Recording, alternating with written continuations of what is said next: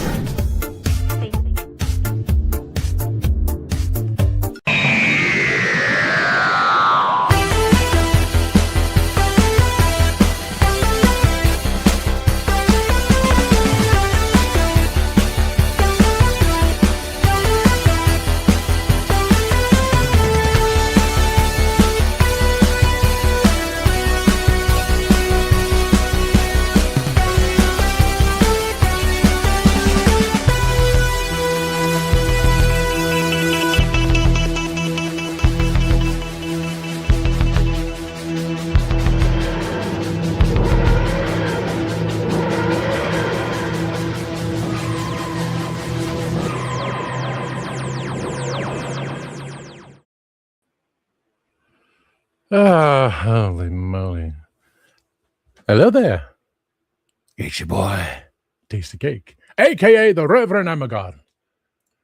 Spinning off, no, wait a minute, that's wrong show. Wrong show. Welcome to the Legend of the Traveling TARDIS. I am your host tonight, Lord Amagon. Yes, Lord Amagon. Darth Amagon. I'm your host, Tasty Cake. Dave is not here, man. Christian's not here either, so all the pressure of hosting and producing and updates through StreamYard just well, it's good. It's good. Tonight's show's gonna be good. I set everything up because I'm that good. With everyone popping in, my producer of the other show. And speaking of Spill the Geek Tea, let's bring in the crew from Spill the Geek Tea as well on the show. Legend of Traveling TARDIS. Must remember my co-founder, Gadget Pendragon. Hi guys, sorry I caught a cold. Wasn't me. No, he's too far away. Talk about cyber virus, that'd be interesting. How's everybody doing? You and I are preparing everything, working on the stuff here and there. Mm-hmm. I got a bunch of news stories for you guys. Also, remember, these guys are heading to MegaCon soon, so you better find them, and everything, and take a good look at that 100K piece. Is Christian bringing it? I don't know. With everything going on, you never know. He may bring something. It would be nice, Mm-hmm. Anyway, speaking of cyber, let's bring in the Candyman. Yep. Hey guys, it's the local Candyman, having the sweet British perspective. Just want to say hi to Dan, hi to Timescales, hi to Joel W4Y, and also Debbie Melrose, who's coming from the UK. Thank you for joining us, and Roger the Dodger as well. Yeah. So this will be a great episode. I like this episode, so I'll be happy to talk about it. Who else have we got in there on the panel? Let's see. Let's bring in. Let's click the buttons real fast. Everyone, hello chat. Let's bring in someone else from Spill the Geek Tea and popped in just as the intro happened because I sent the link on both sections. Hey, both sections are all good. Hey, Nick. A good thing. Hi, everybody. Hi, all the chatterboxes. What's this happening with the starting on time? What's going on with that? Well, we do on the other show. Time? Wait, you're talking Doctor Who. There's wibbly wobbly, timey wimey. There is no time. We could start before the time. We could do whatever we want. I have to tell you, Isn't time just a metaphor for anything? Because it's not really. It's not fixed. It's in a centrifugal loop. Time is illusion. Lunchtime doubly so. Right. Yes, we're just making it up.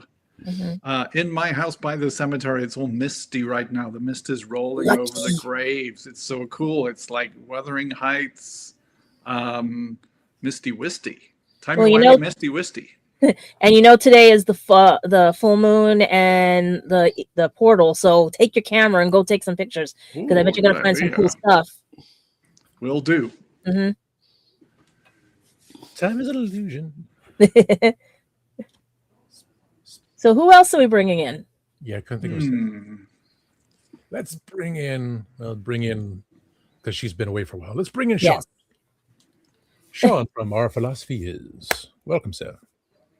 Hello, how are you? Can you guys hear me okay? Mm-hmm. Hey, yes. My computer has been in hell today, so I hope I don't randomly drop out, but I'm doing very well. I'm excited to review this episode. This is actually, nope, I'm not going to talk about the episode because that will be a spoiler, but I have to say, in reference to the Wuthering Heights reference, I have to say, Heathcliff, it's me, I'm Kathy, I've come home. I love Wuthering Heights. It's one of my favorite books, and I know there's a new movie out, but we're not reviewing that. I could talk about that forever, but I appreciate the reference. But yeah, I'm happy to be here reviewing this episode. But speaking of books, thank you, Sean. Especially what we just heard. Don't keep me in suspense. I heard What did we heard? Oh wait, it's cool. Bring back Michelle. Michelle, tell them the surprise. What is it, Michelle? Well, after I got fired, I wrote my first novel. Woohoo! Bittersweet. It's a paranormal fiction novel set in modern day Gettysburg about ghosts, haunted objects, and things that go spook in the night. And it's available on Amazon on paperback and in Kindle. Let's put the link in the private chat. I'll put it as a banner. I sure will. Congratulations, Michelle. you. That's exciting. I haven't seen you for a while. It's good to see I you. know I've had my own Bronte novel. Lovely. That's what we need. We need more of those kind of novels. Yeah, A it's lost yeah. Bronte novel, and you wrote it. It was drama. Yeah, I got fired after a month away from my 11th anniversary working at the museum. Yeah, that was fun.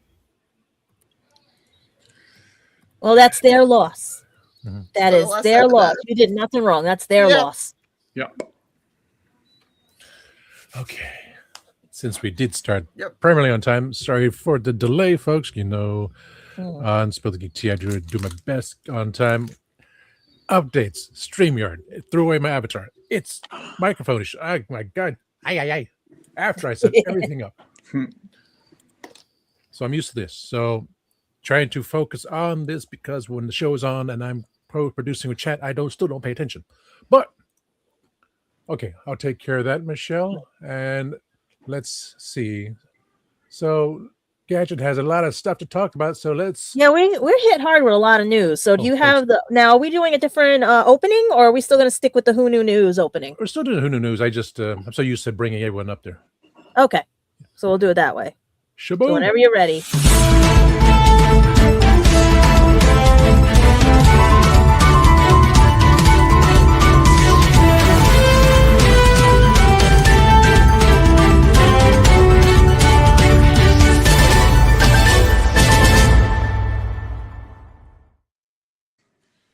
Okay, so bear with me. I can barely breathe because Dad decided to pass his cold around the whole apartment and everything.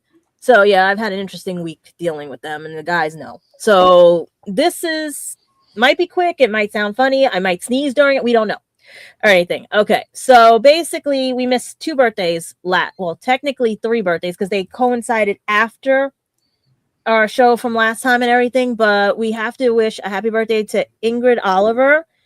I'm trying to remember what her character is because I haven't seen Doctor Who episode in a long time and everything. Thank you, Osgood, because I had a theory she was actually like with the thing with Clara and everything, like an offshoot and stuff, but I forgot to. Everyone was like, nah, she's just a separate character. But she never looks like her character until that day she took the glasses off and looked at the doctor's browser history because he was fixing her glasses and everything. But I was hoping they'd bring her back, but we all know. We don't know what happens unless he goes back and she magically appears or she's a zygote and everything and stuff because we don't know what happened in the Black Ops, and everything. So Ingrid turns, I'm just make sure I got the right age for her, wow, 49 years old. She's wow, 49. So I wonder if it's that age between 74 and 78. We don't crack or anything because she does not look like she's 49. Nope. All props and everything. And to the lovely Sadie Miller, who we all know is our wonderful Sarah Jane Elizabeth Siddon's daughter, who has also subbed for her mother in some of the episodes on Big Finish with the I think it's the Fifth Doctor and the Fourth Doctor and the Third Doctor in their adventures on Big Finish audio dramas, as well as she's an author, an actress as well, and many other feats that she has done. She basically turns today, let me make sure I get this right too, 41 years old. She's also a baby and everything stuff. So I would say I wish they would bring her into the series, because that would have been cool if by accident, like River, maybe she was, because she was always with the Doctor, could have regenerated into her daughter, and then they could have continued the Sarah Jane adventures and everything and stuff. Who knows? Because she had enough time in the TARDIS, you know, and everything, and with Mr. Smith and all that. And also celebrating a birthday that was recently in February, that's 63 years young, is Chase Masterson. She is played on Star Trek as well as it was in Torchwood, right? If I remember correctly. Yeah. And everything, as well as Digital Man, Creatures Unknown, Manicore. And I plead the fifth on right now, because anything I say can and will about her. But she is a very lovely lady. I will tell you that. If you guys have any other things about her, I will plead the fifth. She played Vienna in the Big Finish audio, and that was with Eric Roberts' master. Yep. I got a picture from Christian. He posted Gates McFadden. Did we not talk about Gates McFadden last week? Her birthday's actually was yesterday. And she just turned 77 years old. And I'm trying to make sure I get this right. The last time we saw her on the screen was in Picard, when he found out he's a dad and everything. Did we put Gates' picture up in there? Yes, we did. Yeah. All right. And can you believe she is like the sweetest person? She was at New York Comic-Con, and I had a choice between her, Data, and LeVar Burton, like, you know, Brent Spine, everything. And I was like, I picked LeVar Burton. So yeah, but she was the sweetest. Like, she very kind lady and stuff and everything. See, I knew I was gonna do something, not sneeze, but cough. And she's coming back to MegaCon. And hopefully you guys get to see her and everything, like you said, at MegaCon. And now, should I mention the sad news right now, or should we mention about Rob and everything? Or wait till after we talk about Doctor Who? No, it's important because, you know, do you want me to mention the birthday first, or you mention Rob? Just to keep mention any other birthdays you have first, if I missed any or anything. And you know, I had to throw this one in because, well, he's in Sweden, so it's probably happy belated birthday to my new favorite frontman, Tobias Forge of Ghost. He turns 45, so he's a baby as well. Too many babies. Baby's all young. And for those of you of Red Dwarf era and fame and everything, Rob Grant has passed away. He was the English comedian writer. He actually was uncredited on one of the episodes and then credited on another. He sadly passed away at the age of 70 on February 25th, 2026. And he will be greatly missed by those fans. I'm going to be honest. My only series of Red Dwarf that I got to see were in little skits. And if they aired it either on Sci-Fi late at night, or like it wasn't a full episode or anything. So I missed out on a lot. And what I'm seeing from you guys and the stuff I see on YouTube now, like those little 20-minute or 20-second things, I was deprived. He's a good writer, like, you know, and stuff. So it's sad to see him go. But if I had more knowledge of the show, I would be more like maybe more sympathetic, like some of our fellow panelists or hosts and everything and stuff. But does anybody have any memories, have ever met him or dealt with him or any of his other stories that he's dealt with? Because he also has written other stories as well and stuff. I'm just trying to find the one story that they were talking about.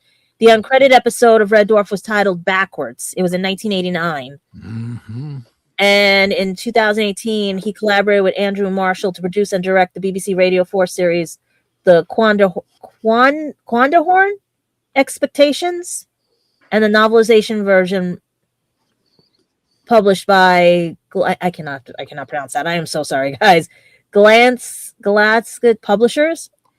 But on February 19th, it was announced he had written the Red Dwarf prequel for Titan, co-authored by Andrew Marshall. So that's sad that as soon as he wrote the prequel, he passes away and everything. So that's we have to see it like that. He was able to pass on the prequel right before. He said, I've done everything I can do. Here it is. Enjoy. I'm going to go back to the stars. Way to see it that way. We'll miss you, Rob.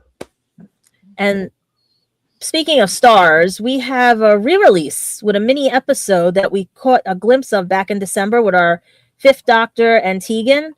It is to promote the re-release of, I'm making sure I get this right, Doctor Who The Collection Season 21 on Blu-ray. And they're having a mini episode with it with Dalek Custody and written by Peter McTighe, who wrote also The War Between the Land and the Sea. And don't get me started on that. that is still up in the air and everything. So we're privy to a re-release as well as a mini new episode and everything. So if you have Who drought, or we're in the wilderness years, or you're craving Who or anything besides Big Finish and everything, to check out Sadie's work, you can also check out the mini movie and the prequel, like the prequels to the new re-releases and everything and stuff to the Fifth Doctor and Tegan. And some other news that we all think we have a moment in time and everything, but it is confirmed, or might be confirmed, because it is the Sun. God willing, the Sun. It should they get one thing right and everyone wants to go to them. Billie Piper may not allegedly be the Doctor and everything. She could be a moment, she could be whatever, we don't know, but they're alleging that she is not confirmed as the Doctor, which we all knew from the beginning and everything and stuff like that. So please, guys, just like I said, with anything that's coming out with New Who and everything, because you have them all doing their other programs and stuff. David Tennant's on his show, Billy's with Wednesday, all this stuff and everything. Like I said, you got to think of people how they have time. Like Shooty didn't have time and everything. Plus, we also knew there was a third season. They confirmed it allegedly that there is and was talk of a third season and some scripts written. So could that affect the Christmas episode? Maybe. Who knows and everything.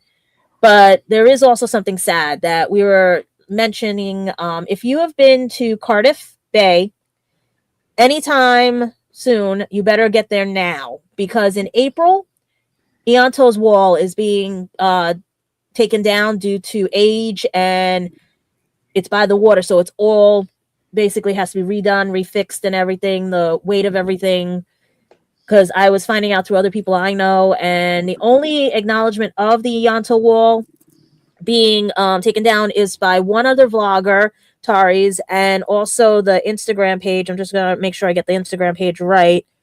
I think it was Ianto16 and stuff, but otherwise I had to check with some other people, because not many of you know, Squishy, which is sitting back there, made a trip to the Ianto wall and promoted the Legend of the Traveling TARDIS. And do we have that picture or no? I don't know. You don't have that picture, but I have it right here. So if you guys would like to see, if I can focus, that is when Squishy went to the TARDIS, went to right to Ianto's wall on July 4th, 2016. And further proof would be, where is it? Let's see what Squishy got to do. There we go. Oh, I get your picture. Squishy got to get to the plaque as well. There's more pictures of Squishy. They should be on the Legend of Traveling TARDIS Facebook page. I got off of your page. Let me bring up. Gadget, would you mind explaining what that wall is for those who don't know? It's a memorial wall for Ianto and the passing of Jack's boyfriend and everything. So everyone was so sad. They left flowers and everything, and it basically grows and grows and grows on everything. And you can see the squishy was right there and stuff. And that wall is actually not that big. It's just that with age and everything and stuff. I even have shots from the Doctor Who experience. And believe it or not, that's actually in my book. So it's like a Torchwood thing? Yeah, and I left a little note that we were there. It's basically all Torchwood. The sad thing was I was near Torchwood Tower, but they had it wrapped up for a food festival. Otherwise, Squishy would have been at Torchwood Tower. But yeah, I even put us here. Check out the Legend of the Traveling TARDIS. Gadget was here, and I put the date and everything. Ain't Torchwood Tower just Canary Wharf? Yeah. They had it all fenced off for the food festival. Right. And I had to hear that from a certain ex. Yeah. I have to thank his parents for paying for the trip for me to go as my graduation present. Found out I got dumped before I got there, and you know what? I still had fun. All was good. Yeah. But it's a pretty cool wall. You can see all the walls, like everybody leaves things and stuff over the years. You can even go on YouTube and see it and stuff. So if you have not seen this wall, don't just go. You guys go make a trip, get your pictures in front of it, because it's going to be for repairs. We don't know if it's going to go back up, but we'll see in the future days and stuff. Shaboom. Yeah, and I think that's the news so far, because unless you want to talk about Karen Gilliam being the new spokesperson for a whiskey bottle, that's the only other thing in the news with New Who and everything. And wait, isn't there something? Wait, Paige is. Hold on. What is going on? Faith, is Faith on by any chance? No. Okay, good. Then she won't faint when we say this, because we just got some news, and we have to keep Faith calm, because it seems Jodie Whittaker will be at MegaCon. Yes. And I'm hoping she sneaks into the panel, or she sneaks over to the table by the Dalek Builders and the Legend of Traveling TARDIS. Do you guys have her MegaCon picture up? Or the video that just a video he posted that she's coming to MegaCon. Otherwise, that's all the news I have for today, and I'm trying to get through it without coughing on you guys and everything. But make sure you do catch these guys at MegaCon. Okay, how do I give it to me? That's wrong. That's not it. That's I had to win MegaCon here. Fine. Boom. Boom. That's not it. I am losing my. There we go. There are so many things on the bottom that Dave. We got to get Princess Penelope out of the computer. Don't press the big red button. Press the button. Press the button. I got this button. But that's all the news. So that's signs. So let's go into media and see. I don't do commercials. Mark said so. Don't do commercials. It's Spill the Geek Tea. We don't do commercials. So, but here we have to do the commercials. Play that there. So let's just end the news, and then we'll figure out everything after that. Right? End the button there. There we go.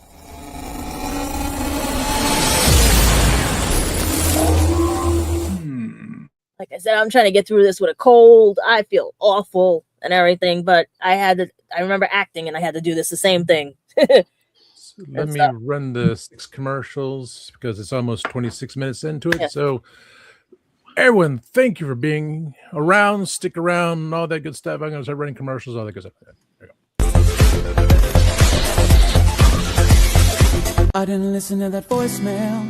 I'll tear open that letter you sent. Don't you tell your friends I want you back.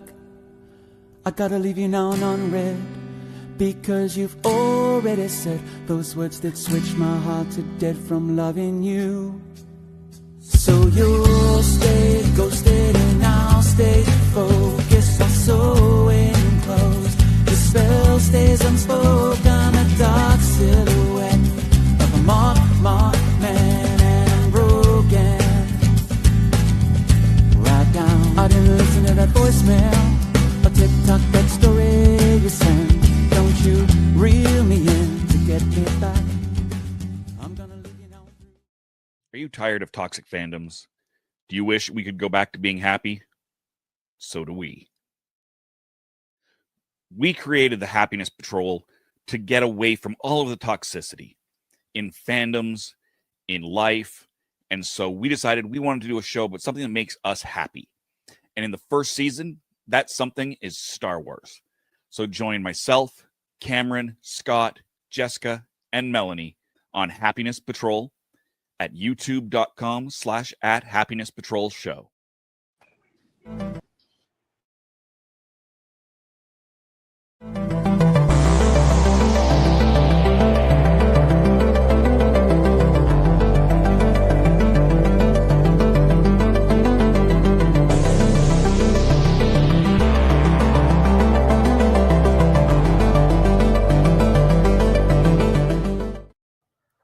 I'm author Mark Muncy. And I'm author Erica Lance. And this is Eerie Travels.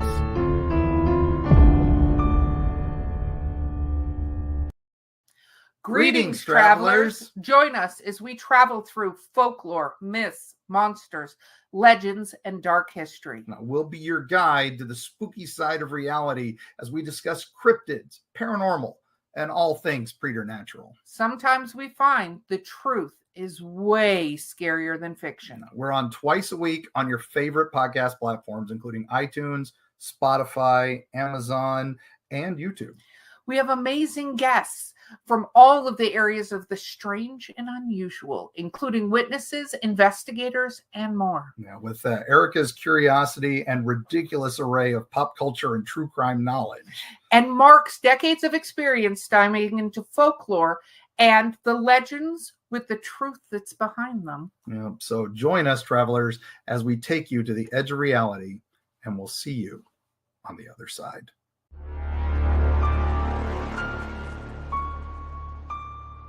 So what's your favorite Western? Is it this one or maybe one of these?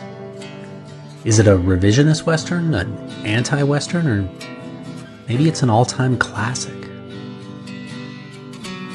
Whether your favorite Western is in black and white, vibrant Technicolor, a spaghetti Western, a neo-Western, a comedy, or maybe it's only really Western in spirit. Whatever it is, this is the podcast dedicated to determining the top 100 Westerns of all time. Every second Monday on YouTube, Spotify, and Apple Podcasts. It's Horses on Film.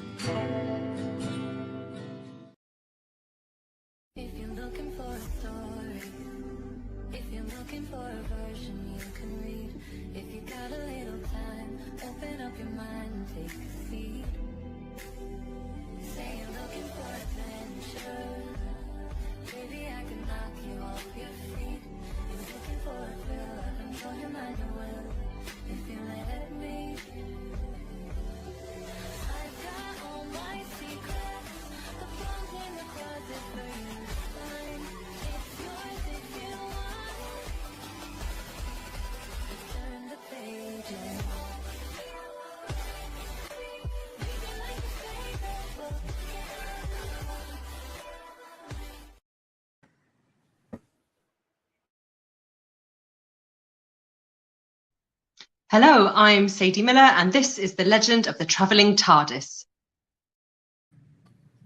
Phew, holy moly, that was all good. Okay, there we go, peoples. Let's take the banner. That's a surprise. That's a surprise. It should be on there. Surprise, I'm going to take another one of these Frost White Fudge Oreo cookies because I'm... Oh, my goodness. It sounded low. Oh, I need this. Oh, my God. So let's see. So who wants to rate first? Well, Candyman had to bail out. So. Oh, no. Can you leave it in the chat? Private chat? Yeah, it's a private chat. Something could be related to Sadie's picture imitating her mom with the spider. I don't know. Hopefully not. Yeah. So with that, let's bring up the notes. The notes come up for next. Let's see. I got next week's monologue I will do. That says do not erase. Okay, so let's go with scores, peoples. Gadget, how do you score Human Nature? Well, like I said, when this section of this aired, it wasn't aired on Sci-Fi or Disney XD. So like I said, these are the first times I'm actually really watching them and stuff and everything. So if this is just part one, I'm gonna give about a 7. 7.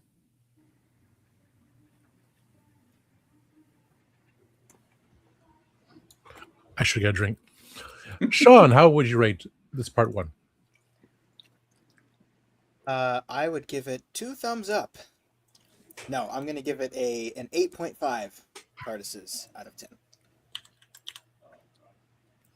Okay, 8.5. That's mine there. Nick. Okay, we're doing increments, eh? Doctor Who doesn't get much better than this. I'll give it a 9.5. 9.5. Ooh. Working 9.5. Oh, dang it. Dang it, Bobby. Trying to enter. 9.5.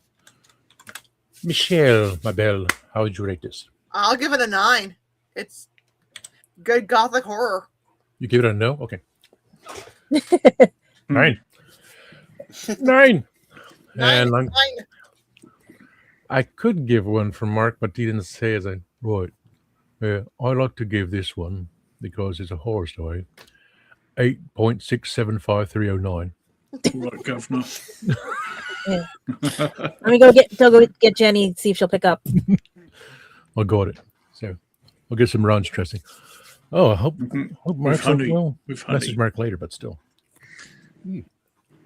Creepiness. Okay, so that's let's see. Get back to me assets. I can't put Christian's picture because it's on the tablet. So let's see here. So I put some pictures up. Review of human nature. We know that, and we know this too. Nice little thing. Based upon the original novelization from Paul Cornell with the Seventh Doctor. Also with the audio version read by. Oh my God. She's going to kill me. Lisa Barrowman. Oh. Yep. Because Lisa's character, Bernice Summerfield, was the character in the novelization. And here's one shot with John Smith with the lovely lady, and a cat was in there too. So all based upon everything, folks, because we see just taking his time. So let's go and see. Private chat. What? That's a private chat. That was notes. Put in notes. Okay. Who had the. Wow. So let's see. Gadget. I know. I got the lowest. You can go last. No, you said first. Okay. The reason I gave it a 7 was because, like I said, it's the first time I'm watching it. Mm-hmm. I don't have a streaming service to watch it, so I had to watch it in pieces on YouTube. And I think they might have cut out some things because when you added up the times, it didn't add up right. And and so when I was watching it, I thought it jumped because they were jumping onto the TARDIS and everything. So I thought, did they not put them in order? Did they not put it whatever? And then I see where they open up at the school, they open up at everything else, and where he's John Smith and everything, and just a nonchalant teacher who actually holds a gun. I thought the Doctor never held a gun or doesn't like guns, So that's where it was interesting. But I did like the psychic kid. I did like the fact that he could read and sense other people's things and stuff, which helped basically spoilers. But with me, it's like I was trying to figure out he was helping his fellow students, but he was spoiling himself because he gave away what they were thinking and stuff, and that also put a target on his back. Mm-hmm. But he was just trying to help everybody. He was just trying to be trying to fit in with them. He was trying to he seemed to be like a loner, but not really. And then you had Martha in disguise, you had everything, and she would just basically take care of him and stuff. And I'm trying to remember, was this when she was talking about how times have changed, how things are and stuff? And then the Doctor meets the nurse and everything, and a budding romance happens, but you could see some of the doctor's quirks come out and everything, especially when he saved in this picture the baby and stuff, spoiler and everything. I was like, okay, it's a cute romance, it's a cute whatever. He's hiding out, he's doing something, but I didn't know what it was. Like, what is he hiding from? And all I just kept seeing were bully kids, a psychic kid, a budding romance, the era where Martha couldn't say or do anything because of who she was and everything. And I'm just like, was so confused because I didn't know what was really going on. And until I saw what happened at the end with the scarecrows and everybody and the party and stuff and everything when they cut it. And I was like, wait, so I have to wait till part 2 to find out. And I've been trying to find part 2 on YouTube and I can't find it. But to me, it was just, I think because I don't have part 2 and it being the first time I saw it and thought it was all backwards and stuff and everything. I don't know. I do like some gothic things and stuff like that, but this was just out of character for the Doctor. I know he had to be hidden and stuff and everything, but I don't know. It just, to me, it felt, it didn't have a story yet. To me, it didn't have a story yet. It just showed me like pieces to a puzzle. Sorry, man. Yeah. But otherwise, maybe if I see part 2, I'll be able to, but I couldn't find part 2. That was even hard. So, because maybe it'll explain it so I can explain this part better. But to me, it was just like, here's a puzzle piece. Here's a puzzle piece. Here's this. Here's that. He throws this way. He just, it's not the Doctor. It's just John Smith being John Smith and Martha watching from afar. Yeah. Like Michelle posted as well. I told you, Daily Motion, but make sure you catch to the end because see if it's not a mirror image video like I did for the whole Capaldi series. Because like I said, it was just, and then Martha, I don't know if she was getting jealous or I'm sorry about the cough. But that's basically it because I'm just seeing someone who like lovers scorned basically. And if I see part 2, maybe it'll make sense to me.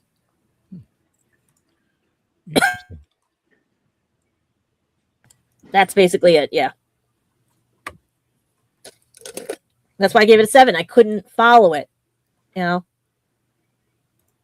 Right. Rose gives it a 9 from the Drama Mystery Theatre. Hello, Billy. So let's see. Who else? Private chat. Not private chat. There's people. Notes. Sad leaves. Sean going next. Okay, so yeah, I gave it an 8.5. Oh, I did want to say, Gadget, unfortunately in the States, you're right that there's no place to stream it right now. I believe, unless they've taken it down, which I haven't checked, but I think on iTunes and on Amazon Prime, you can still purchase individual episodes of Doctor Who. So I used to do that as a last resort if I couldn't stream it anywhere. So I think you might be able to do that, but yeah, a lot of them are on Daily Motion, but they get taken down too. But like that's at least that is one place where you can usually find them is on a paid like episode by episode basis. But like, who wants to do that? Like they need to fix that pronto. They need to give us the episodes again. Luckily, I already own them because I bought at Walmart like a DVD collection where you can get like I know it makes sense. You can get like David Tennant and Christopher Eccleston set for like what is it like $20 or something like that, and you get every episode on DVD. But anyway, so I gave it an 8.5. Can you guys hear me? Okay. Okay, I promise this is the last time I'm going to ask that. 8.5 out of 10. And the reason is I thoroughly enjoy this. Maybe a little bit of it is just me understanding what's coming, kind of like what Gadget said. It just kind of ended right smack dab in the middle of the story. But I think it is a really good part 1. I like the little cold open we get with the Doctor waking up from his dream. I think it shows that David Tennant is a very versatile actor, and it's no wonder that he's famous for both screen acting and stage acting, because he can really pull off a lot of different sort of characters, I think, with his performance. And we get him waking up as this very sort of posh professor, and it leads right into the opening titles. And I like pretty much everything about the way they've set this in this period as well. One thing I really do like is that I don't feel like, well, number one, I don't feel like in this episode they're playing up the time period with a bunch of cliches, kind of like I get with something like, help me out, guys, what's the name of the episode with the werewolf and the queen? Oh my god, I can't remember anymore. Tooth and Claw. Tooth and Claw. Tooth and Claw. Tooth and Claw. Yeah. So with that episode, it really does feel like they're hamming up the time period a little bit. With this, I don't really feel like they are. It just kind of feels like you're going back. I like both the explicit and the subtle racism that Martha faces. I like when shows understand the fact that not all racism was like the I hate you for being this way kind of racism. A lot of it's just you're going to say something really stupid because you're ignorant racism. I like them having the stones to have the doctor say something racist, which if he was a human during that time period and he was working at this place and he looked like he did, he probably would have been raised around a lot of those attitudes about, oh, people from different cultures must not understand the difference between reality and fiction. So I'm glad that they had that in the episode, because it really does show the contrast between who he is and who the human character is, and we're going to explore a little bit more of that in part 2. The horror is really nicely done with the scarecrows. There's something so charmingly creepy about the scarecrows. It's almost like something from Scary Stories to Tell in the Dark. The little girl with the balloon is a nice little callback to Remembrance of the Daleks. You get the same music and the girl. And does she have a balloon in this one, or does she not have a balloon? I don't remember. She does. Okay. Yeah, so it's a really good callback. And I have to say the acting in this is just top tier. The family, the alien creatures, when they take over people's bodies, they're so simultaneously creepy and hilarious.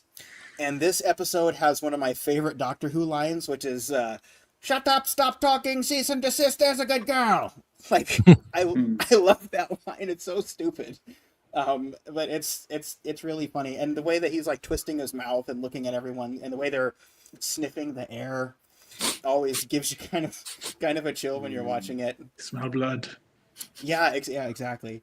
And or boogers. Murray, sorry, what? Or boogers. Yeah, or boogers. Yeah, it is green light. Maybe that's what they're looking for. Murray Gold is popping off in this too. I realize what I'm missing from Murray Gold. Where is the girl singing 3 blocks away inside of the stairwell with the big echo around her? Ooh, it's like almost every Murray Gold song had that before, and in the new Murray Gold, we're not really getting that. It's me, it's Kathy. Yeah, I've come home. I'm so cold. Let me in your window. Read Wuthering Heights. It's really good, but I just think it's all really great. And then at the end, we get, of course, the where's the fob watch thing, and it's what that is setting up, by the way, with the fob. It's so well done. It's kind of a backdoor pilot if the fob watch was its own separate series. We do it several times in the Doctor Who show, and it's what a really great introduction to have Martha be privy to this, but us be kind of confused at the beginning. It's such a great and powerful thing that sticks in your mind that when they do it later, like many seasons later again, it's something that still sticks with us. So, and of course we get the classic Doctor Who ending where it's like, what's going to happen? Cliffhanger. You have to wait a week. Ha ha ha ha ha. I really enjoyed that. We do get the next time, which I would be curious to know from the chat and the other reviewers. Do any of you guys ever watch the next time when you haven't seen the next episode yet? Because I never do. I feel like it ruins this episode because it makes me think about the next one, and it ruins the next episode too. So, yeah. It's that buildup of anticipation. So, oh my god. So if it's there, yes, I had to see it. Right. Yeah, you gotta watch it the next time. Shoveling it in like popcorn. Give it to me. Well, give it to me now. Yeah. I want it now. Give it to me now. Don't care how I want it now. So I just got to give it an 8.5. I can't quite give it a 10 just because I'd say the one thing is the episode. Well, number one, if I really was being if I was being more subjective with it, I probably would give almost every David Tennant episode a 10 out of 10, just because that's how I feel about his era. So I have to moderate it somehow. And then also, it has aged a little bit, just with some of the quirkiness. I think this is one of the episodes that's probably aged the least, but still, you can still kind of see it as it is still very like mid 2010s, or excuse me, mid aughts kind of editing and stuff. But it's, for what it is, it's damn near perfect. So I know that was an extended review, but I hope you guys enjoyed that. Because that's correct. Because Grego states that no, PBS to you. PBS used to show the episodes out of order when he started watching Doctor Who. So in San Jose, shame on him, because I know the way to San Jose. Why would they show them out of, like, they're not showing Tom Baker's Doctor Who, so why would they be showing these out of order? Yeah, they don't know. It's licensing. I don't know. Public funding, stuff like that. And the Fob Watch, it's actually the second time we see the Fob Watch. The second time we're introduced to a Fob Watch is going to be at the end of the season. Oh, okay. I thought you meant this was the second time. I'm sorry. It sets up Okay. for something that I wish I could have seen and everything, but I saw parts of it and I'm like, I want to see this in full, because the same thing, they wouldn't show, they chop things up. Daily Motion, that's the best, because I'm last, so like, but next was Candyman. Did it say 8.7? I did, and sorry guys, I had to. Are you okay? I'll survive. So yeah, I gave it 8.7. I loved this episode. I want to give it a higher, but it's really hard to separate the both episodes, and to have this as a standalone episode, I think it's missing something, and that will be the part 2. In total, if you watch it back to back, definitely a 9.5 is total. But I say yes to chopping up. It gives you that anticipation. Like back in classic Who, it was always left on a cliffhanger, and you had to wait a week. So you start talking about it. You start talking about, what could possibly go wrong? What could be possibly the answers? I think how they did the quaint little village back in 1913, absolutely amazing. They soft touch, like Sean said, soft touch on racism and also suffragettes as well. There was a couple of lines about, not sure about those women down in London with all those suffragettes. And we also mentioned the King's Horse. I like the prep school. So in England, a school like that will be like a private school, as you guys call it. But in the UK, we call it a public school, which is, it's a little bit of a thing. A public school is where all the rich people go to. Because back in the day when they used to have schools, it was for the public who can pay for it, not state schools, which are called comprehensives over here. So that is basically like a rich boys thing. They did, because it was based in 1913, that year. So you had the history of the suffragettes with the horses. Michelle can tell you better because she's a historian and I'm not. And it was also the year just before the Great War. I love that they made for Dr. Human, and we'll go back to a Mary Berry of calling himself Mr. Smith, which also goes back to the first episode as well of this season, Smith and Jones. I like the book when he drew himself with different doctors before him. I thought that was amazing. I loved that he keeps on coming up with, I love that picture. You got the 7th, 8th, 9th, and I think it's really good. I think like the bits I didn't like about it, which put it down, was the running away from the family right at the very beginning of this episode. It's like, does it really need to be that thing? Can we make it a little bit more mysterious of who this family is or what's going on? I think the 1913 village dance at the village hall was done really good. They had the Union Jack. It felt like it was 1913 to me. I'm not a big period person when it comes to the 18th century or early 19th century, but the 20th century from Great War to World War II and ancient ones I do love. So I think it's got quite good, and I'm looking forward to basically review. So this is why I gave it an 8.7.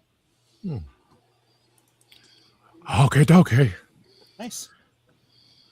So let's see here. That leads straight into Michelle with a 9. 9, yes. I am a big Gothic horror fan, and I think that's where Doctor Who does really well, is the Gothic horror. So it had all of the elements of the public school, the private school, class, beautiful costumes. The costumes were spot on for 1913. All the little hints that the world is about to change, that the Great War is about to happen in 1914.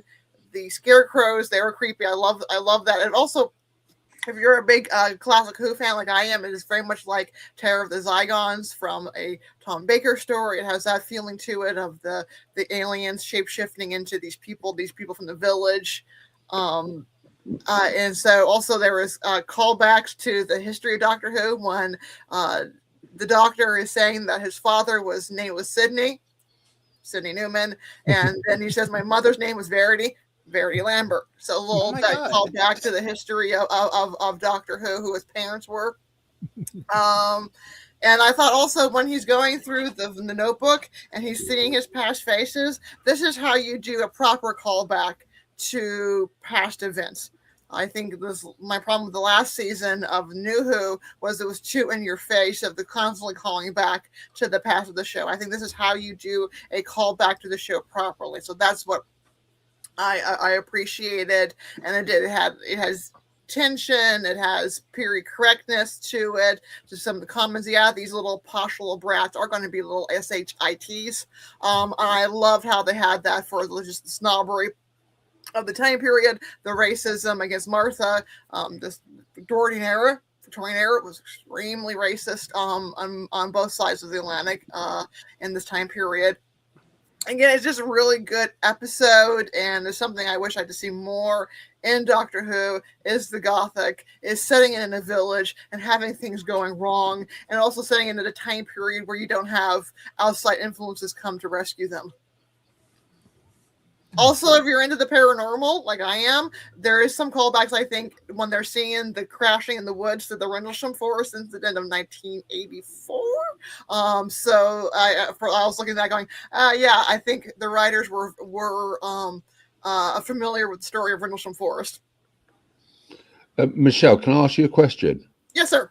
What does it make a Gothic? Because to me, I don't find this Gothic, because I think Gothic's an earlier time. Gothic can be said at any time. It's the dread, the spooky atmosphere of you don't know what's going on. And a big thing with Gothic is you have to have some sort of dread. You have to have some sort of unease. You're in a setting that it feels foreign. And definitely for Martha, this is feeling foreign to her. She's in a different time period. There's subtle dread. Also, the weather is cold and spooky. But Gothic can be set in any time. In fact, in literature right now, Gothic is coming back, and they're setting it in modern time. But as long as you have that dread of there's something not right, and you also have to have some isolation. You're stuck somewhere where help can't always come and get you. Right, because I was always under the impression like Gothic cathedrals and Gothic, so it was like a pre-time. Like Gothic is a mood. It's a mood. It can be not a period. Any time period. There's even now people trying to do Gothic in space. As long as you feel uneasy in that tension. But I wouldn't call aliens Gothic. Or It's aliens still got that it's still foreign, and in Gothic literature, especially go back to the early Gothic literature, there was ghosts, there was demons. It could be anything foreign, and that is unnatural. Thank you for letting me understand that a little bit, because I always thought Gothic was a time period. And also, family conflict is also very common in Gothic lit. And this Yes, has that with both tension. Somebody is seeing something and realizing that something is wrong, while everybody else is oblivious to it. Mm-hmm. Oh, Are you smoking? Are you smoking out your nose? this thumbs up. What are you Big thumbs doing? up. Very Gothic thing doing. Also, I was saying, I got this fob watch at an antique store, but it keeps glowing. I don't know what to do with it. Oh. Just don't open it, okay? Just don't open it. It glows in the night. My dogs don't like it. Okay, totally it may change you. Turn into David Tennant. Before Nick's starts, how do you Americans find a episode of Doctor Who which is very, very British? I have a Mickey fob. Of course. I mean, it's. Are you asking the chat or are you asking us? No, I'm just asking you guys for US counterparts. Well, The more British, the better. And I like, I know this is 1913, but the Victorian novel, like especially Gothic Victorian novels, that's my favorite genre of literature. And so I'm very used to 100 years ago plus British sort of cultural things.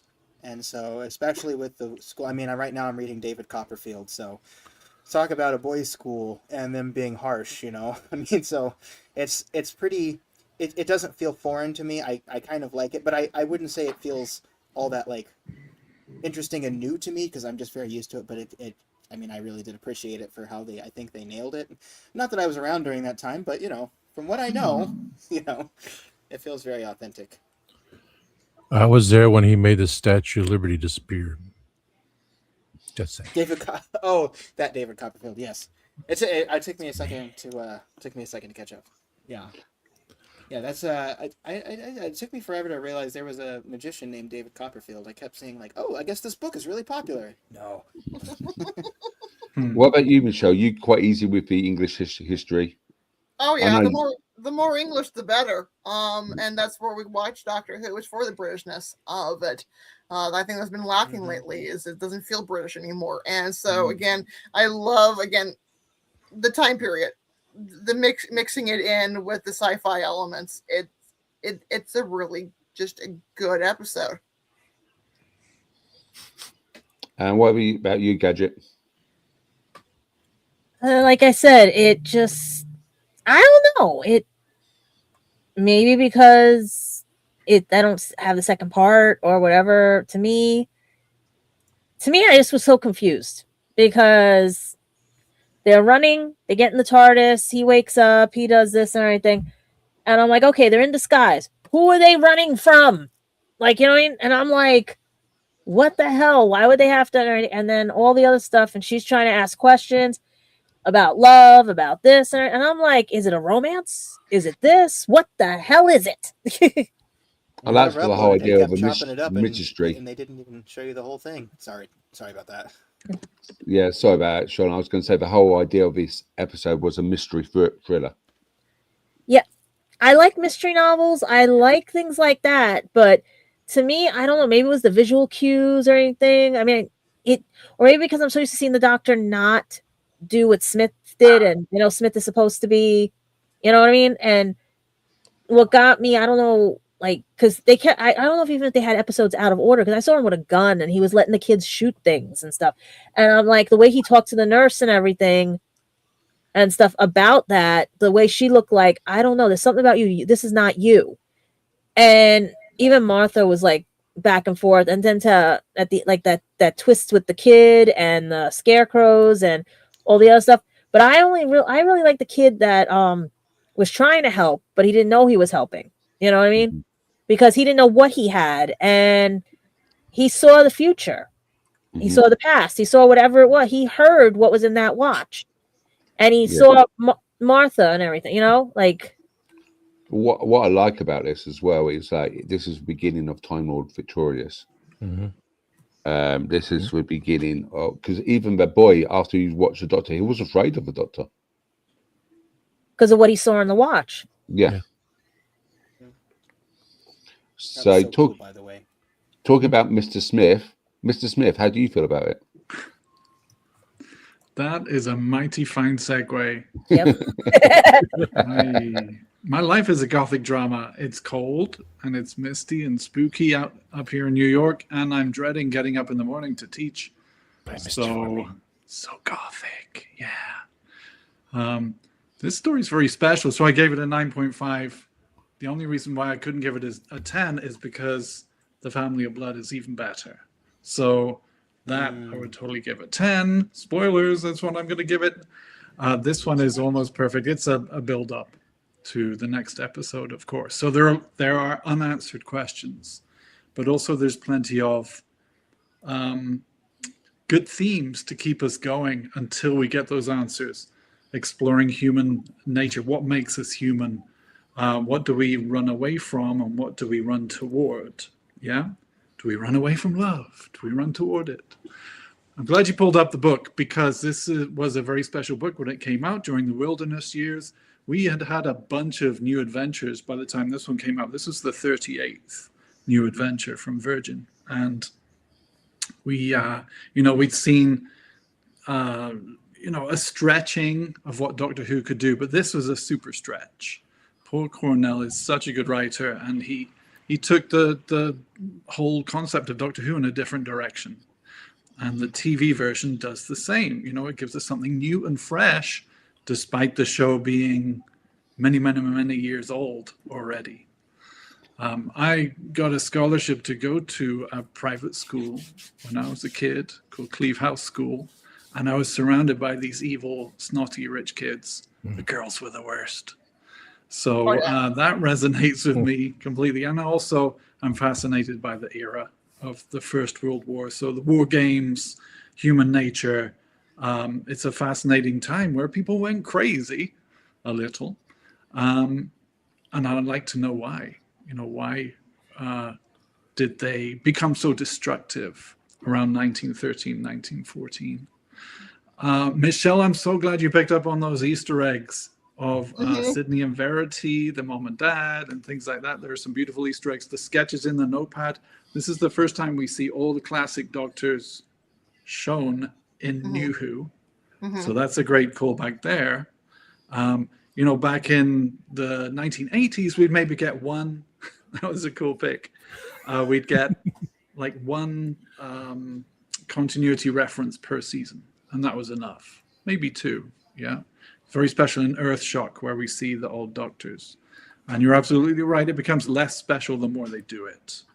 So this was super special because it was the first time we had that kind of callback. So lots of nice references. As we've been talking, I've been thinking about this featuring an evil family, a family of antagonists. And then we have the Slitheen, which are also a family of antagonists, and yet treated very differently. This is a great way of showing the tonal whiplash of what Russell T Davies does to us, because we've got very serious, well-acted, dark characters here, and we've got goofy, farty characters in World War III and stories like that. So he can do it all, and he does it best right here with human nature. Nick, I was just going to ask you, do you think that, because I haven't read the book, so do you think the 7th Doctor plays it better, or do you think the 10th Doctor plays it better? The only thing that kind of works better, you might say, is the 7th Doctor. We always know he's manipulative. He would do dark things like, he does to the Family of Blood at the end of the story.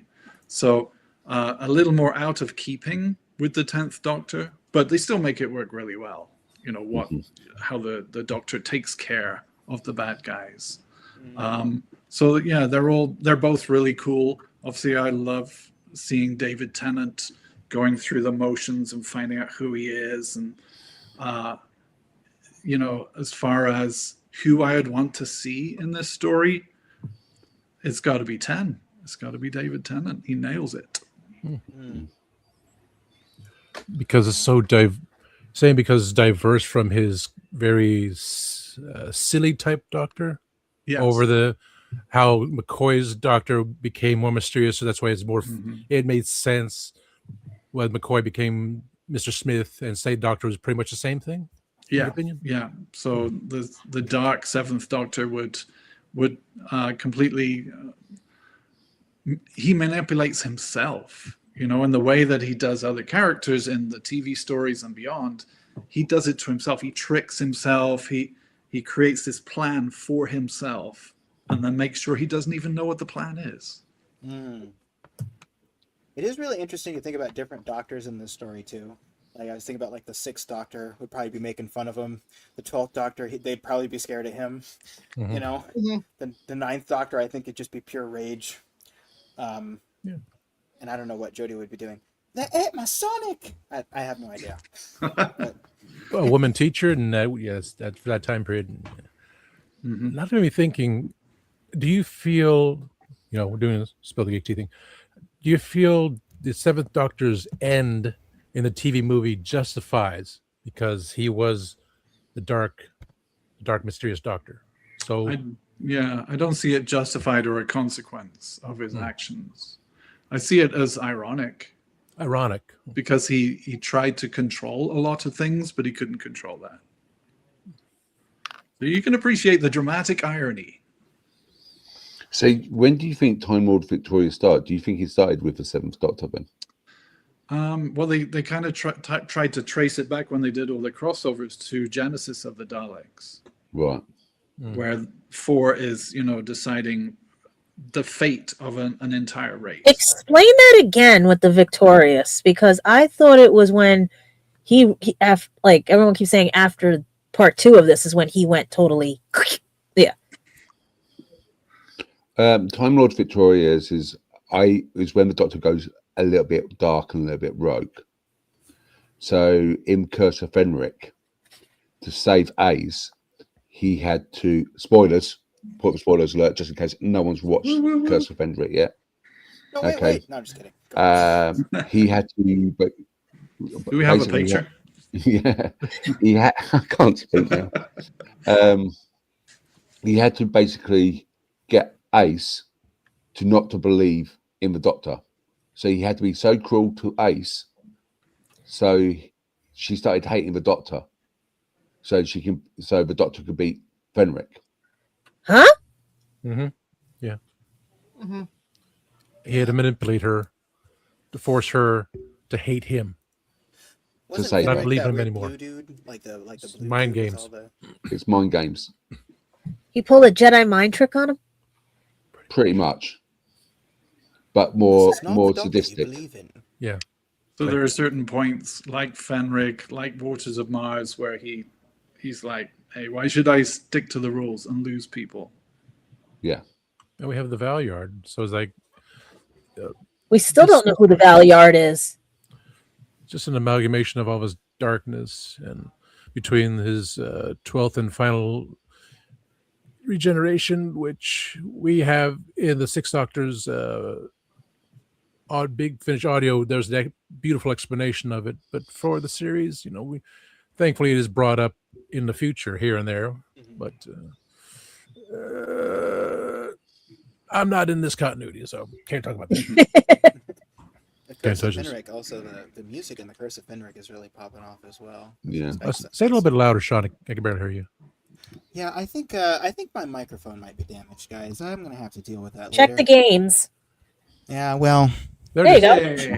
Check the gains, cut the losses. Let me just. Is that better? Yeah. Yes. Yeah. Okay, Yeah. I just turned it all the way up. I shouldn't have to do that. I'm wondering if I damaged my microphone now. No, I up to certainly hope 11. not. But I was saying the music's really popping off in the Curse of Fenric, and earlier I was saying is Fenric is Fenric like a blue dude? No, that's a destroyer. Yeah. Oh, okay. Yeah, That's I remember. Battlefield. Yeah. Okay. Fenric were the fishy-looking people. Oh yeah, the wolves of Fenric. Well, Yeah. the Hemivores are The Hemivores.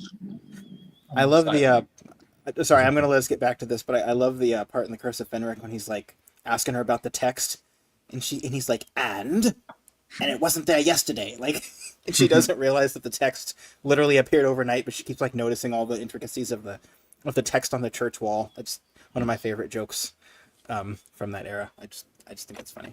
Anyway, back to the review. Yes, and you reminded me I have to mention the scarecrows, because the scarecrows, they're not featured in the book.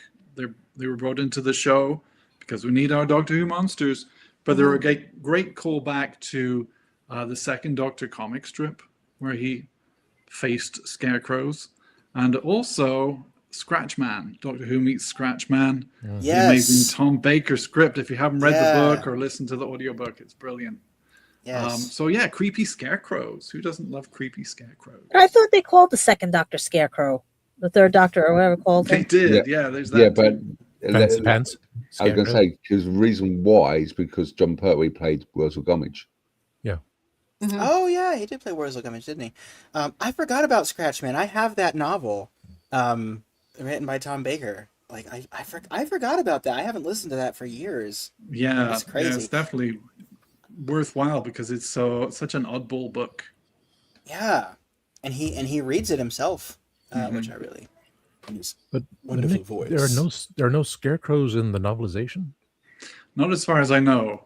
They definitely. I mean, Russell T Davies rewrote a lot of the book. He added a lot to the script, including those monsters. We need monsters. Of course. Okay. My copy is somewhere on a Kindle, which I don't know where, and it's dead. Sad story.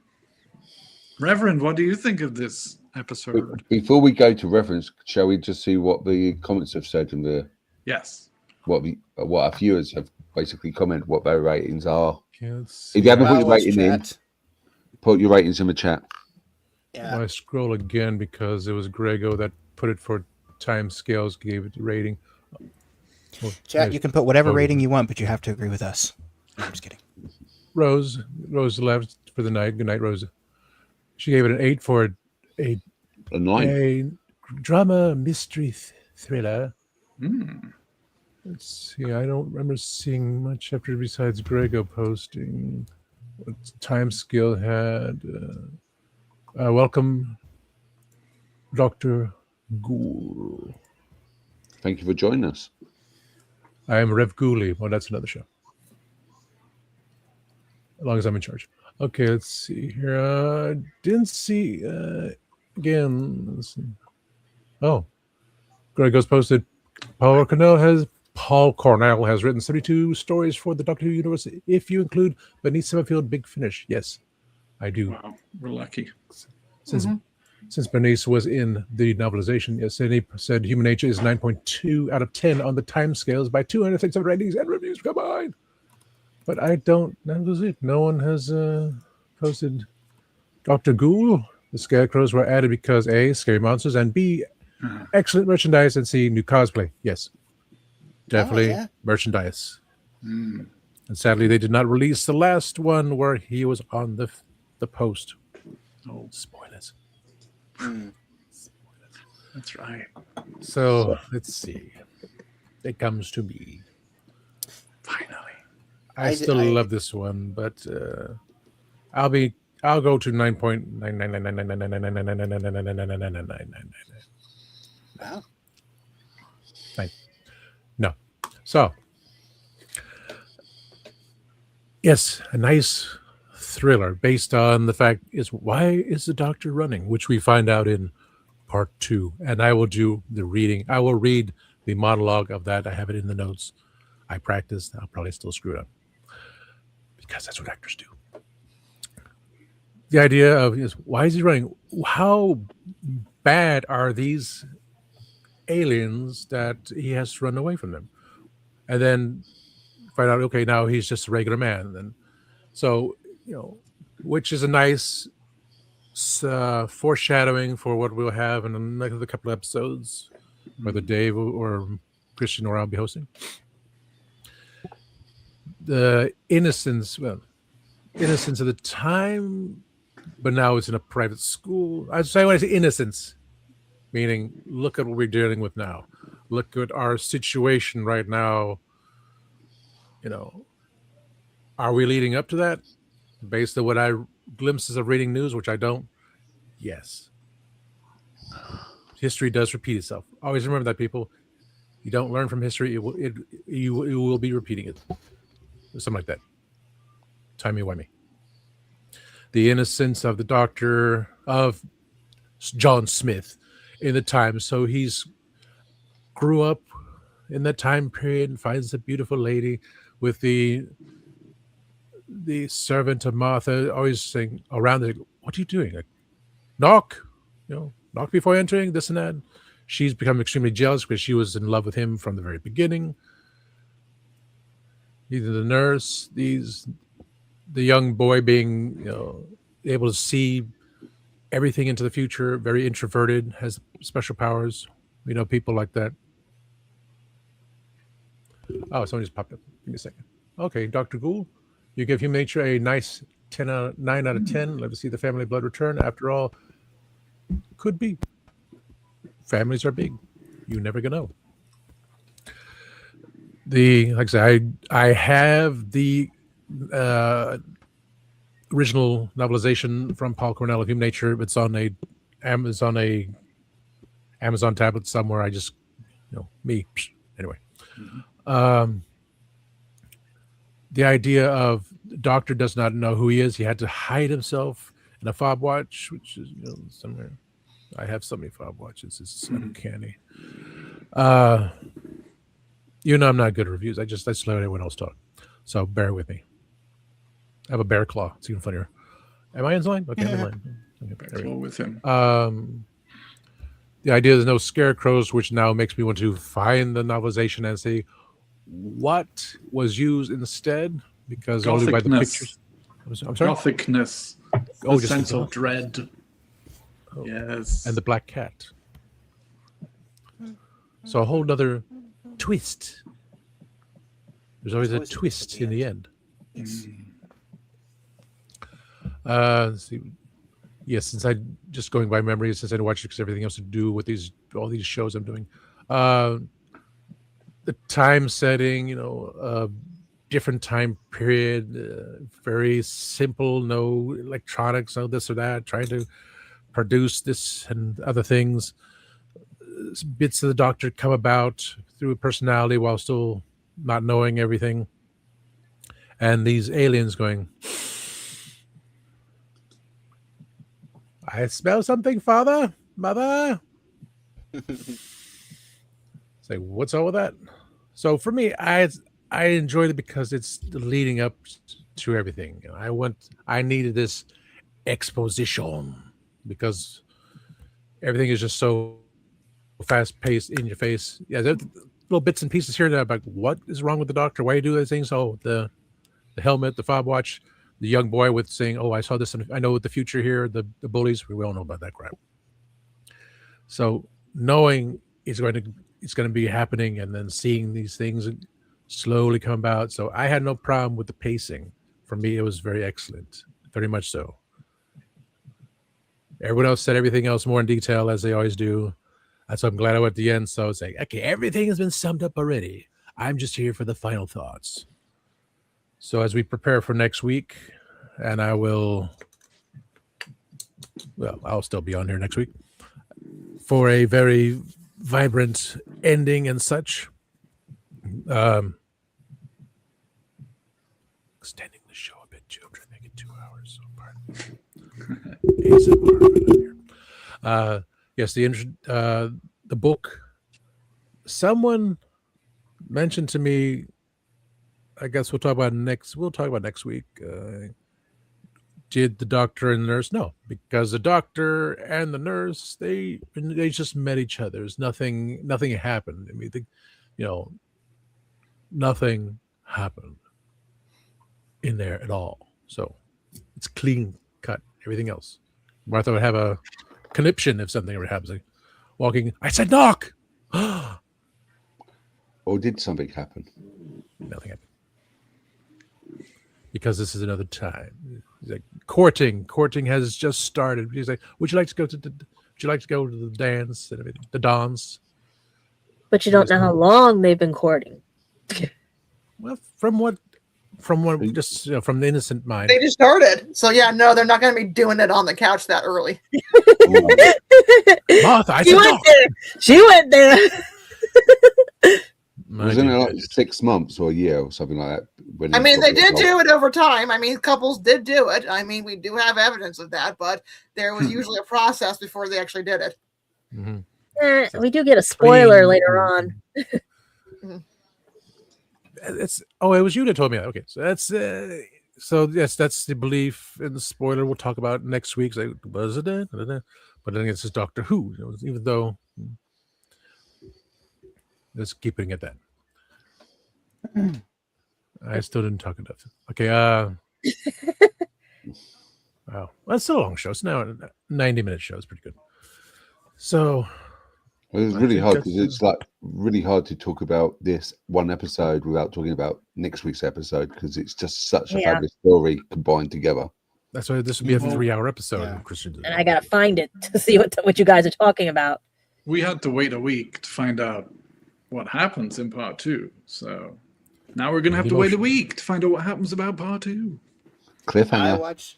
I watched it in my 20s on Netflix. I cheated. I got to watch everything. I could watch like 10 episodes a day. Some of us are not that privileged. Daily motion. So we'll extend it because we're going to do the end credits here. And I got the share screen. So, I'm making the focus. Well, I'm in the whole thing. Pretty awesome. So let's see here. Let me bring up, one more thing. The Fob Watch idea. Like, Don't. Spoilers. Who ruined it? This Dr. Ghoul guy. Uh-oh. You know what I'd bring in next. We might have a master in the things. Maybe.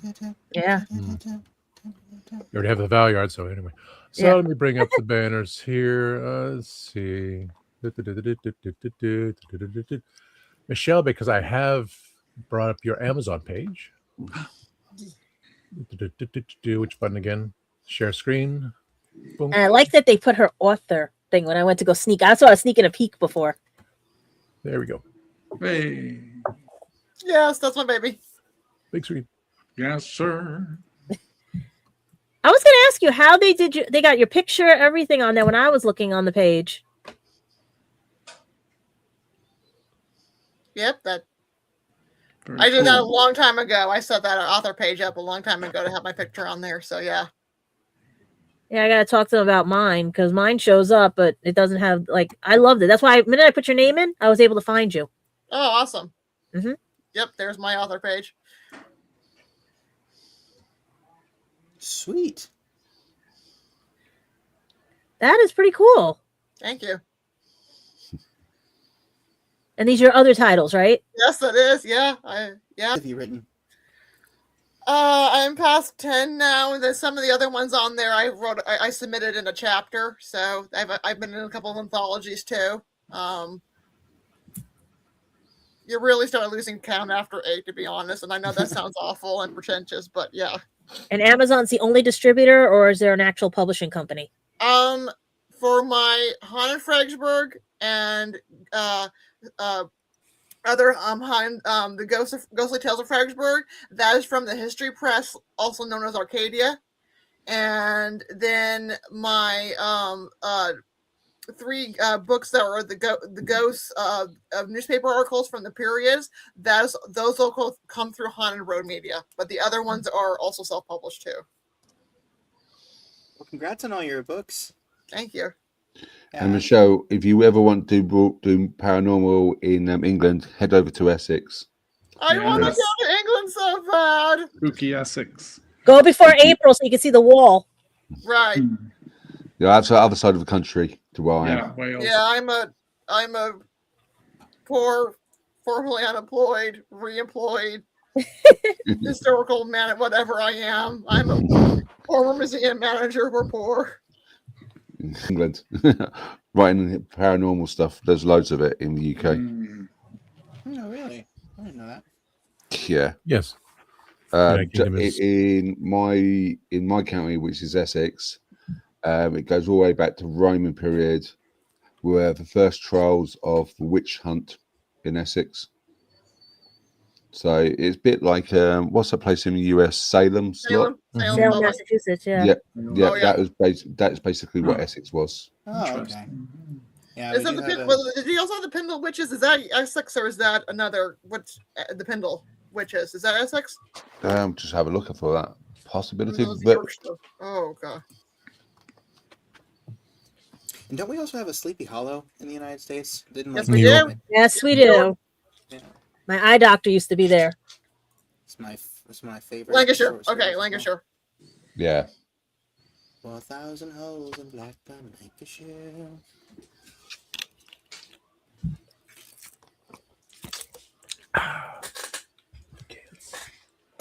Shaboom. Is Blackburn, Lancashire a real place? Is that like a road?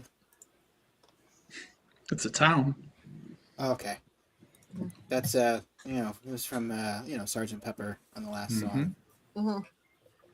A lot of those are songs are mentioning real places. Yeah. Ripped from the headlines. Mm-hmm. Now they know how many holes it takes to fill the Albert. Penny Lane, can't remember, but that's another show.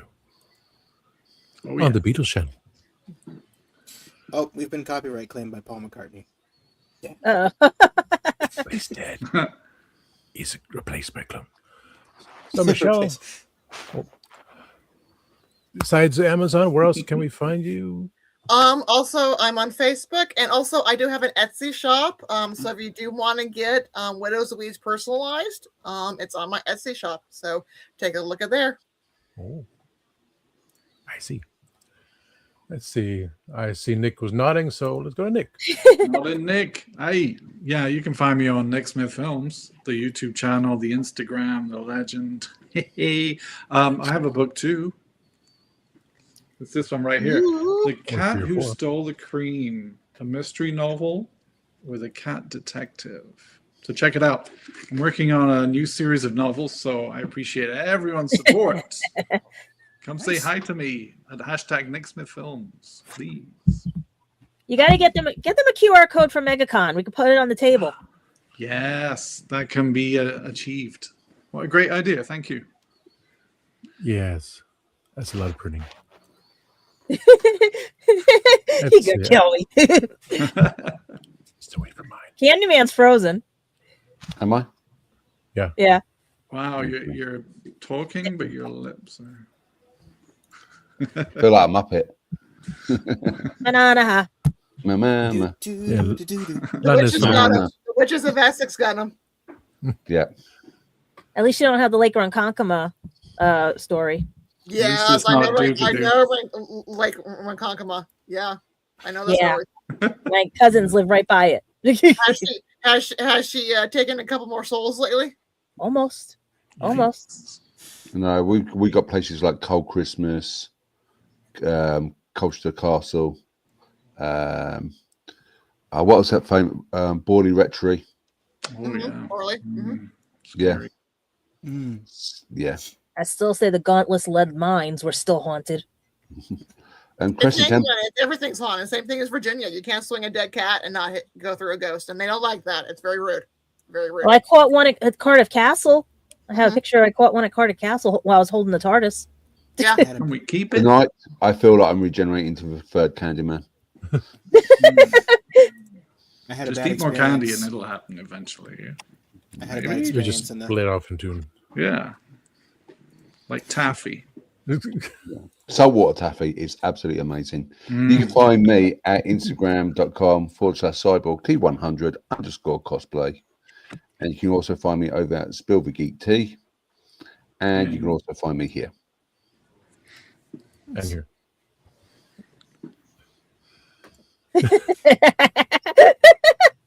You guys mentioned the Muppets. I have this really annoying habit where when someone says the word phenomena, I always go do.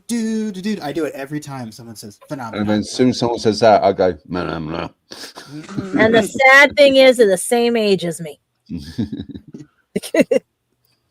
Let's I love that in the see. UK Office when they start season 2, when they start singing the Muppets song. It's like it's my favorite. Where can we find you, Sean? You can find me. You can say the word phenomena, and I will pop out and go do do do do do. Oh God! I swallowed my spit, laughing at my own joke. Oh, that's so lame. I'm gonna regenerate too. You can find me on YouTube at Our Philosophy Is, I believe, 9119. I really should check that. I think I say I believe every single week. But you can find me on YouTube. You're right. I honestly, guys, I haven't uploaded in a long time. But I'm reading like 1 billion novels right now. So maybe I should review one of them. I've already reviewed David Copperfield. I'm just probably going to reread Wuthering Heights because, you know, we've been talking about it. And I'm reading I Am Legend right now. I'm reading all kinds of things. If any of you guys watch my channel, which, you know, I don't have any subscribers, so, but if you ever want me to just talk about something, just let me know, because I'm not really all that motivated to do my own YouTube channel anymore, because I've just been more consuming, and I've been here with these lovely people. And Reading books. Yes, I've been reading books. I've been reading a lot of books, but you can find me there. If you want to find my content there, there's a lot of it about Doctor Who. I review a lot of episodes, and I talk about nerdy things in a queer-friendly space, and that's kind of my whole thing, is just talking about nerdy things and talking about philosophy, of course, which is what my channel is named after. My most recent philosophy video was on the burden of proof, which is one of my favorite concepts to talk about in philosophy. So, anyway, if you want to enjoy any of that stuff, you can go over there. Thank you very much. That's the thing. You have the channel, and the title of Our Philosophy Is, yes, you're reading the books, do the reviews, and especially Wuthering Heights, because that, yeah. Someone I know, the algorithm, she loved that bro. movie. You got all that hype right now for Wuthering Heights. She went to see it twice, and second time she still cried. Did you guys like it? Did you guys like the movie? I haven't seen it, and it's not my sort of period. The trailers make me physically ill. Okay. Do you like Bridgerton, Michelle? Huh? Do you like Bridgerton? Yeah. Hold on. Good. Yeah. Good. Sorry. Yeah. I got some bad indigestion. Okay. I thought because my niece likes it, and I can't figure it out for the life of me. I'm Jane Austen. I'm Jane Austen. You know, the Brontes do it properly. I mean, yes. Yeah, I love the Bronte novels. I think I've read most of them.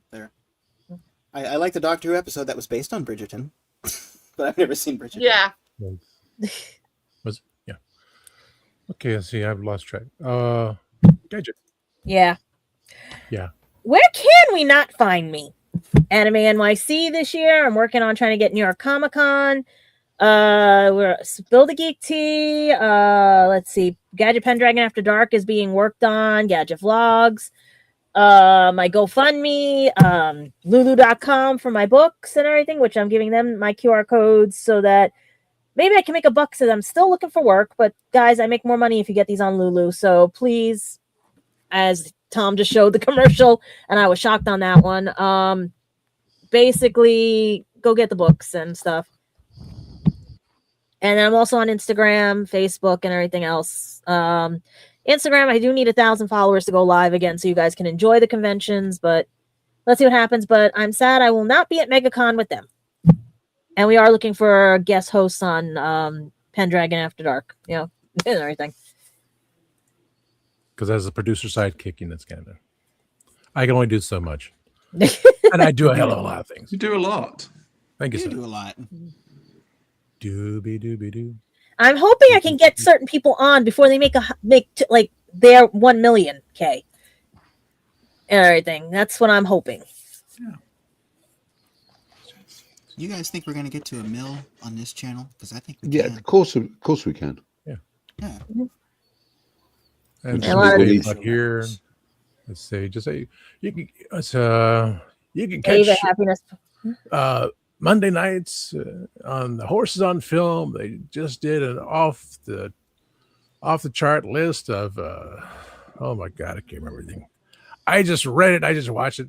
And then you catch Happiness Patrol with the season 1. They talked about Star Wars, but season 2, it's not Star Wars, so it's going to go on something else, and people like it. So Ewoks. Yep. Yeah, he's not doing those films. I've asked him so many times. to do I Caravan have and them on We're Courage. gonna keep DVD. bugging him. All of Caravan season and 2 Courage. is just Ewoks.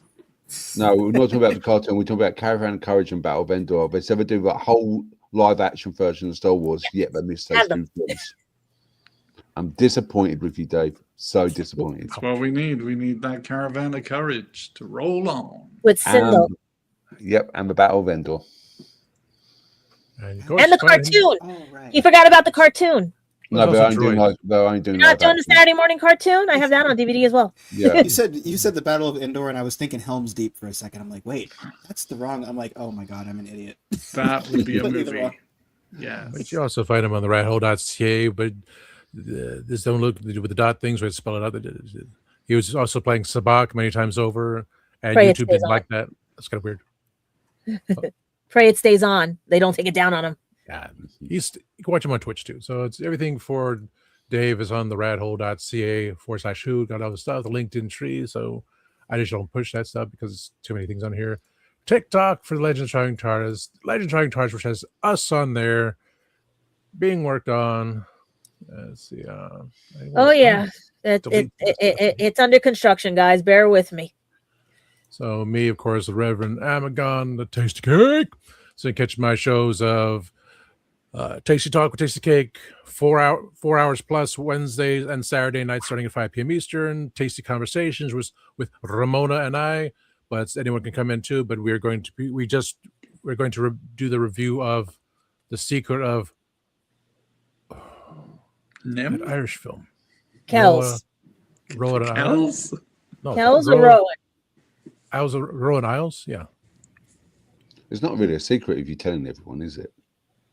Yeah, it's I would say I like that movie. We're gonna do a review next week on next Monday, but again, very simplistic, just like this one. Like it's the time setting, so it's not technology filled. It's like okay, it's very good. Then we're gonna do the Dobie Gills. That wrong one.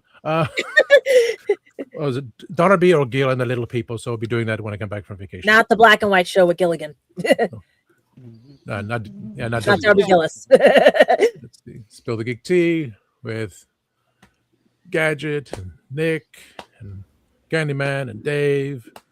Yeah, like I said, we'll be doing. I have no idea what we're doing on Sunday. I just threw out a title because Sunday is Women's Day, and when the U.S. again goes to time change, 1 hour forward. So we got Right, sunlight to 7 p.m. Remember, people who are in the UK, we don't change this weekend.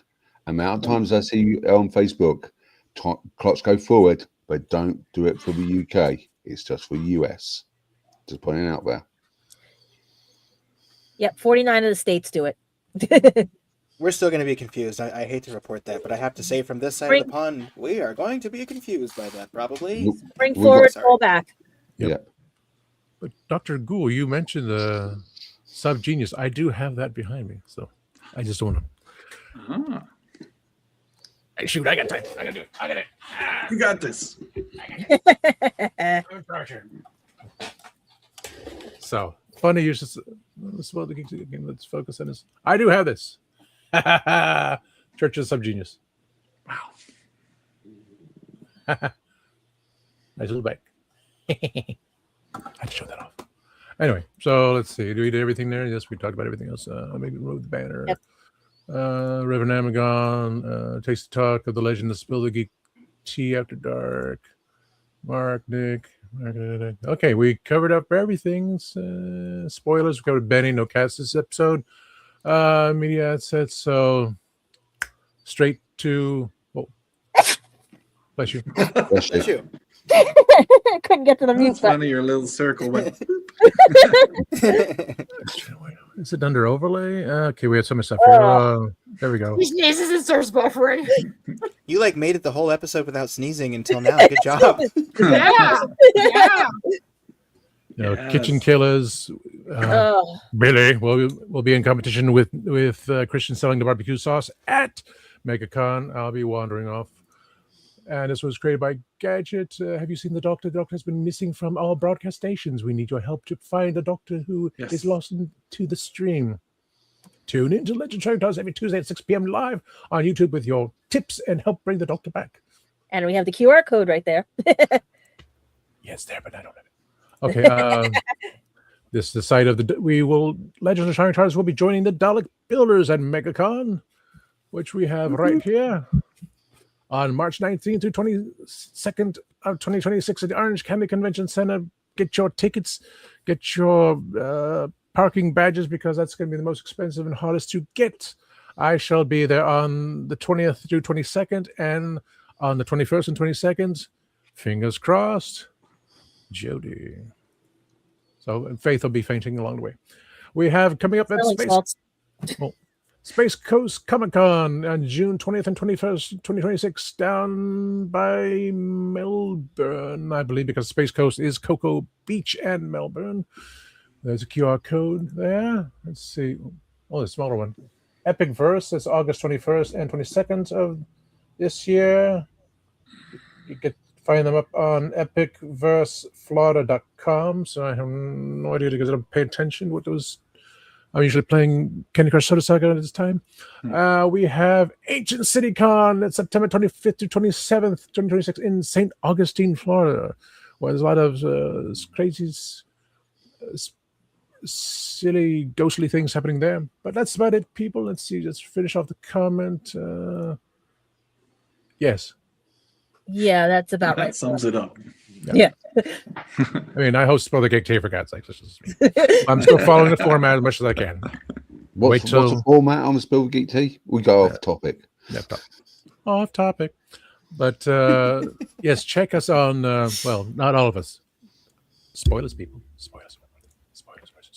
Somewhere there, spoilers. I know how to create this thing. I should know. Spoilers.